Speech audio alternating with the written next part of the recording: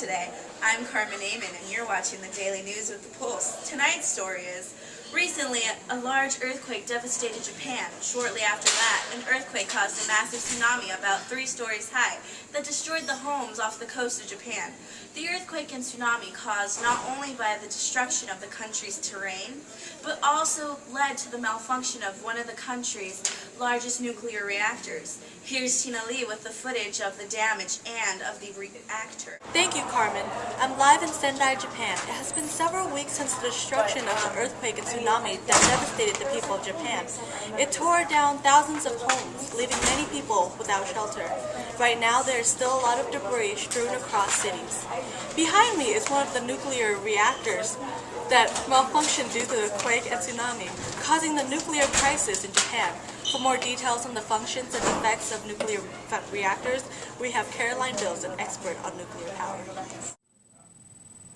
Thank you, Tina. In simple terms, a nuclear reactor is a device that generates large amounts of energy within a nuclear power plant.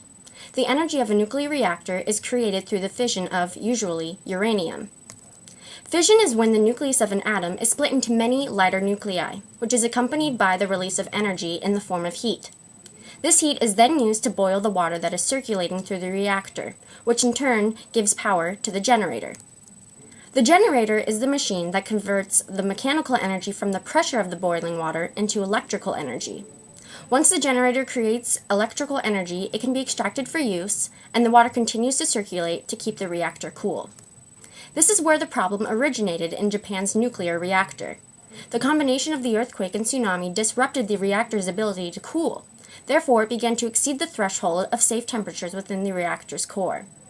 The rods that contain the fuel eventually began to melt, allowing above-average amounts of the radioactive material to seep out of the nuclear reactor and into the atmosphere.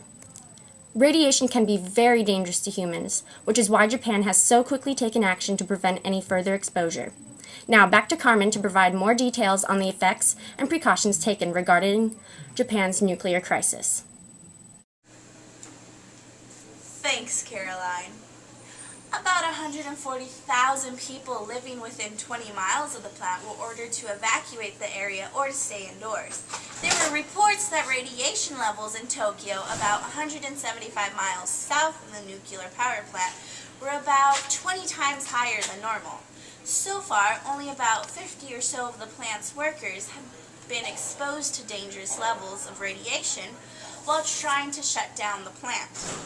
Radiation is measured in rems, a unit of measurement describing the absorbed dose of ionizing radiation in human tissue, equivalent to 1 X-ray flash.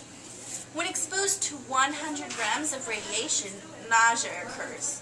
With 200 rems of radiation, symptoms include hair loss, suppression of the immune system, vomiting, and bleeding. After about 300 rems of radiation, only 50% of people exposed survive. Once radiation levels reach 600 rems, no human can survive. There is no cure for radiation sickness once exposed. In Japan, the best precaution possible is one that the government is already putting into action: evacuation. Wherever it is that a power plant is leaking radiation is exactly where you do not want to be. It is preferable that people are evacuated to a distant location as possible. And this has been News with the Pulse.